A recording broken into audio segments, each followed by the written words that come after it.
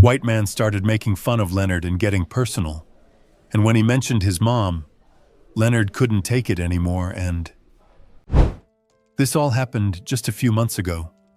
Leonard Thomas, 19 years old, fresh into college, first-gen student, carrying the kind of weight most people never see. Not just his books, not just tuition. I'm talking about real responsibility. His mom back home working double shifts, his little sister starting school, and bills stacking up like they were trying to test his character. So Leonard picked up a part-time job, waiting tables at a local cafe near campus. Nothing fancy, just a clean spot, decent food, loyal customers, and the kind of place where you could catch people writing papers, doing business, or just sipping coffee with a book. Leonard showed up day one in a pressed shirt, slacks he probably borrowed from his uncle, and that energy you only get from someone who needs to do well. He studied the menu like it was finals, practiced his greeting in the mirror, took notes on how other servers moved. He wasn't trying to coast. He was trying to win.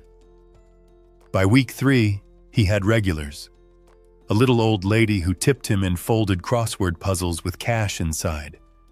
A barista who saved him the last banana muffin before it sold out.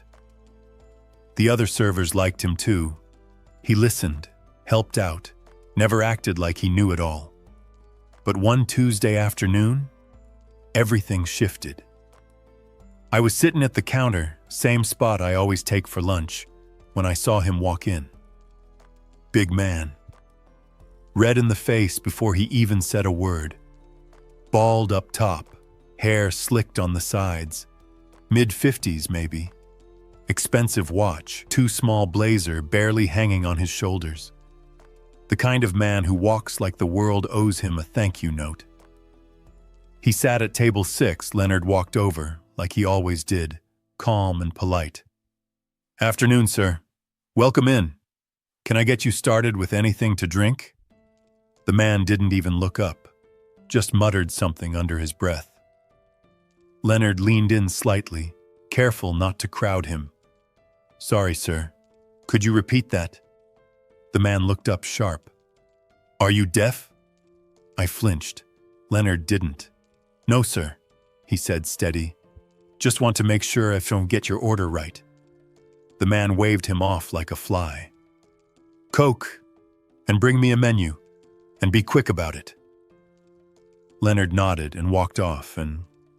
Now, if you know this business, you know sometimes people come in with bad moods. It happens. You don't take it personal. But this wasn't that. This was different. This man had intent. He was looking for someone to lean on. And Leonard? He thought Leonard was the easy one.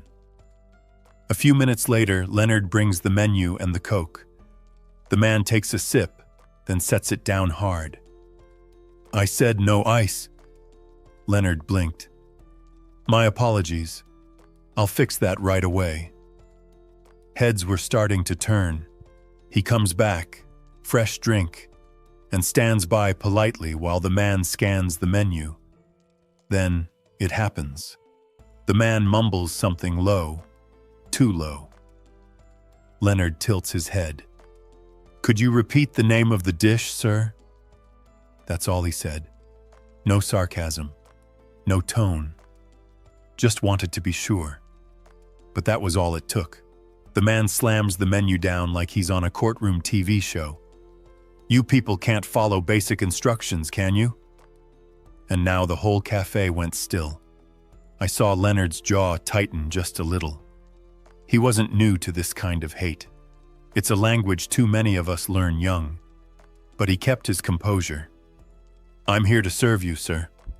Just want to make sure we're clear on the order." The man leans back in his chair, loud now. "I want to speak to the manager. Actually, scratch that. Get me the owner. I'm tired of playing games." Leonard nodded once. "Yes, sir." And he walked calmly to the back. 2 minutes later, the owner walked out.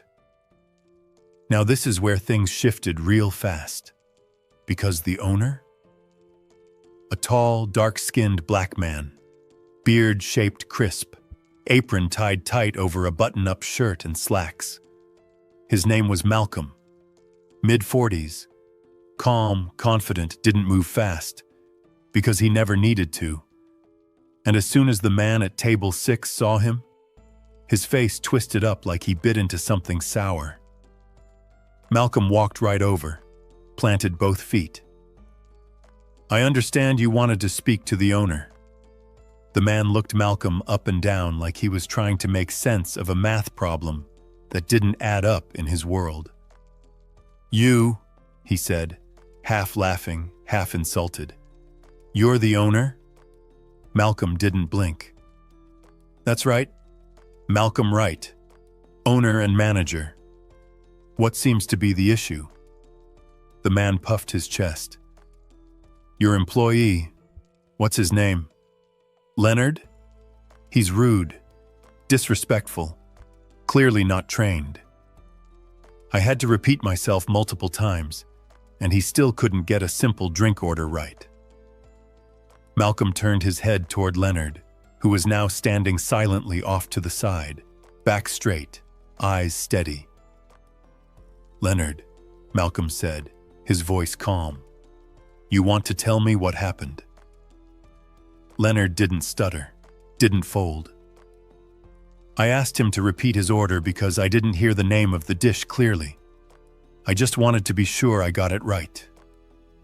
That's all. Just the truth." Malcolm turned back to the man at table 6. "Is that accurate?" The man scoffed.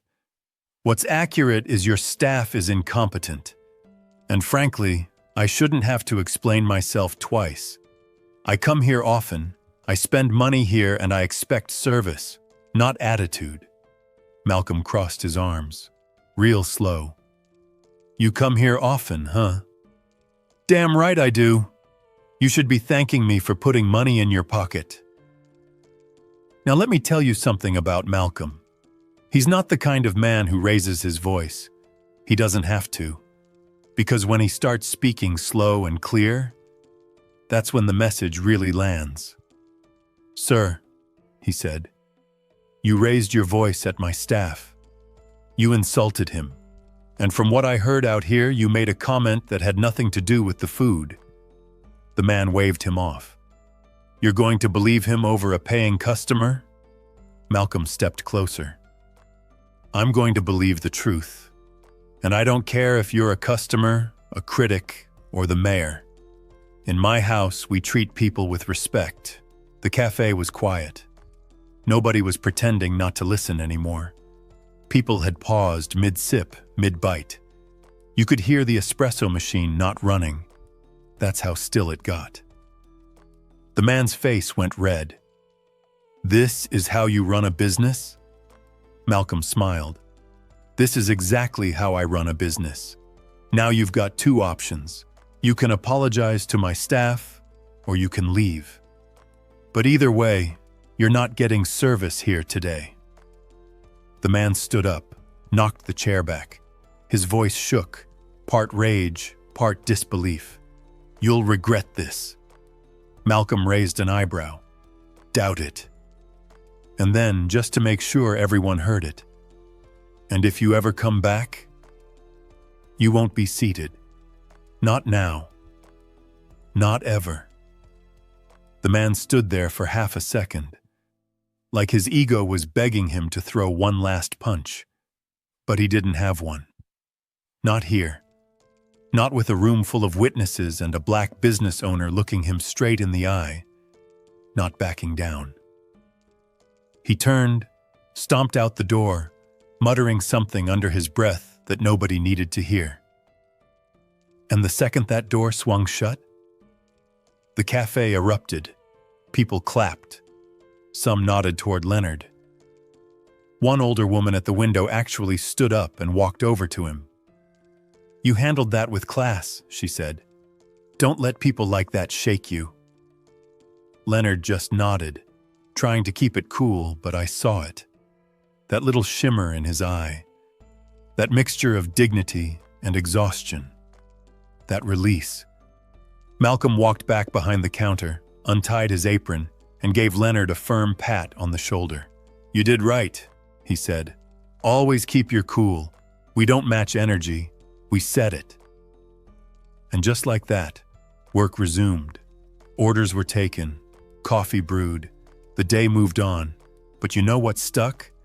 Not just the fact that Leonard stood tall, not just the way Malcolm backed him, but the way that moment showed everybody watching what leadership looks like. Because it's not about power, it's not about yelling louder, it's about protecting your people, setting the tone, drawing a line and saying, "You don't cross that here." And Leonard, he's still working there, still studying, still taking care of his family one paycheck at a time. But now when he walks to table 6, he walks a little taller. Because that's not just a job anymore. That's his space. And it comes with respect. Earned, not given. And the man who thought he could break him? He learned what happens when you try to belittle someone in a room full of people who know what worth really looks like. He walked in loud, but he left quiet.